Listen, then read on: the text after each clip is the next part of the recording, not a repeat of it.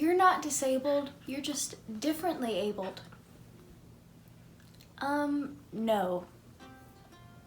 Hello, so today I will be going over what I call my disability hate list. Not all of these things are things I hate, but some of them are extremely uncomfortable. Before we start, remember to like, share, comment, subscribe, and join my Patreon. Number 1, disability unfriendly tourist attractions. 2 specific ones, actually. For years, my family has gone to a small local water park. If you follow me on Instagram, it's not the one that I post a lot where I go. Almost every ride in the whole park has tons and tons of stairs. And I'm not talking a flight or 2. I'm talking about 5 flights of stairs for some of the more little kid rides. And even worse, most of the rides you have to ride with one of those tube things. So not only do I have to go barefoot up a crap ton of wooden stairs, I have to carry a tube that's as big as I am. The 2 water attractions at the park that don't have stairs are the wave pool and the lazy river. Those are the boring rides, and it's stupid.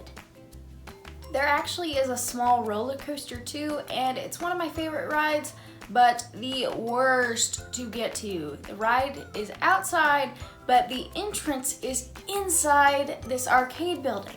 So you have to walk to the very back of the park. I mean, really the back. Go up 1 flight of stairs, go inside, go down a tiny hallway, and go down another flight of stairs. So basically, if you're in a wheelchair at this part, you can go to the concession stand, the bathroom, the lazy river, and the wave pool, and that's it. But the second one I hate is even worse. The first water park at least had some credit because it was old, but this next place opened a full 15 years after the Americans with Disabilities Act was passed. When I was little, my family went to an aquarium in a major southern city that had just opened about a year earlier. We drove into the parking deck and found the handicap spots near the elevators. Completely opposite end of the aquarium. Once we got down to the street level, we then realized that the entrance to the aquarium was, you guessed it, on the opposite end from the parking deck. I was really young, so it wasn't a big deal to be pushed in a wheelchair that distance, but what about people who need to be able to park closer to entrances? I guess they're just out of luck. And spoiler, we've never been back. Number 2 is people feeling sorry for me. Can I ask what happened to you? A bad knee, a car accident, a sports injury? That part of the conversation, when people ask me what's wrong, isn't bad. I just tell people, no, I was born with a disability. And then 99% of the time, oh, I'm sorry. How do you respond to that? Immediately after someone tells me that, the conversation just dies with no chance of resurrection. Oh, okay. Thanks. And then, if it wasn't already bad enough, there's the most awkward silence ever. I'm just standing there and the other person is standing there, and I've only known maybe 1 or 2 people, I can't remember, who ask any follow-up questions after that. It is super awkward, and I hate those exchanges.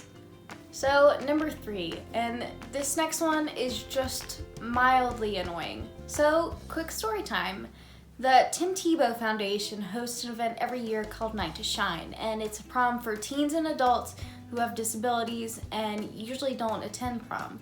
I really love this event because it's something very close to my heart. Some of the guests have Down syndrome, like my brother. The fight for disability rights was before my time, but it affects me and still continues in less obvious ways today. It's structured like this. The people who the prom is for, the guests, are given buddies, the volunteers, who stay with them and dance and just make sure that they have a really great time. I've gone to Night to Shine 2 years in a row now, and both times there's been at least one coordinator of the event who has mistaken me for a guest. which is completely understandable, but it just kind of bugs me because it shows how there's such a lack of people with disabilities who do typical person activities that help other people with disabilities, and a general assumption that if you have a disability, you don't participate in typical things. I really hate this next one, and none of these on this list are intentionally harmful, but this one might actually be the worst. So let me paint a picture first. I've had to travel for swimming competitions, and this thing on my list mostly happens in airports, so I've learned to hate having to fly for swim competitions.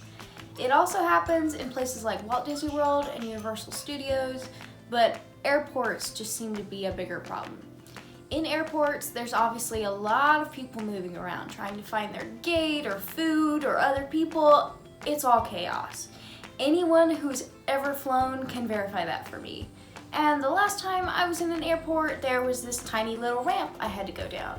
It was pretty steep, and I take my wheelchair when I travel, so obviously I was in the wheelchair.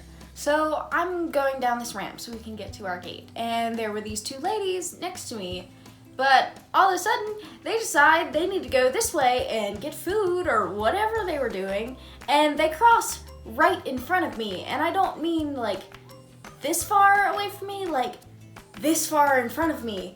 And I had to grab the wheels of my chair, and I'm trying to slow down because I'm like, I'm about to take these ladies' legs off at the knee. And I did stop, and they didn't even notice that I was about to hit them. And it's so obnoxious. Like, people, just pay attention to what you're doing, okay? Don't be oblivious. And it hasn't happened yet, but there's gonna be a day soon where somebody is gonna end up with stitches because they crossed in front of my chair. So this one is another one of the biggest. When I'm out in public doing anything other than just walking around, I get comments about how inspiring I am. I know people mean well, but this compliment is so overdone. I hear it way too much, and it's almost demeaning in a way. My mom and I have talked about making a shirt that says, instead of inspiring, use words like strong, determined, stuff like that. Inspiring is so bad because it's like saying that me doing something that everyone else is doing is somehow different. You probably wouldn't call a swimmer in a race inspiring. You'd probably just say strong or awesome. So calling me inspiring is putting a divide between me and everyone else. And I know people mean well, and I don't get offended, but that doesn't mean I like people saying that. It got old a really long time ago. So I actually forgot about this last one until I watched a video about it by Molly Burke. Molly is a blind woman with a book and a YouTube channel. Check out both of those. She is amazing. She's actually the reason why I started this channel. I read her book and watched her videos and thought, wow, this is awesome. I want to do this. We both hate being called differently abled. Molly says it better than I probably will, but differently abled has the opposite effect of inspiring. Instead of broadening the divide, it minimizes my challenges. By calling me differently abled, my problems don't matter. No one has the challenges I do, and by calling me differently abled, my disability is less significant, and in a more ill-meaning way, differently abled can be used as a way to ignore the fact that I'm different. I am different, and the challenges I have are different. Calling me differently abled, even though I know people mean well and they're just trying to be woke, is so insulting because it implies that my disability and my problems aren't real. So those are some things that come with a disability that I hate, and in a few weeks I will be sharing some funny stories that I have with my disability. Before I go, like, share, subscribe, comment, and join my Patreon. And, send me a comment with any things that annoy you. Bye! Almost every ride in the whole park has tons and tons of stairs. Oh no. In airports, there's obviously a... Look, I will pet you and snuggle with you all you want. Just be good. Okay, fine. Okay.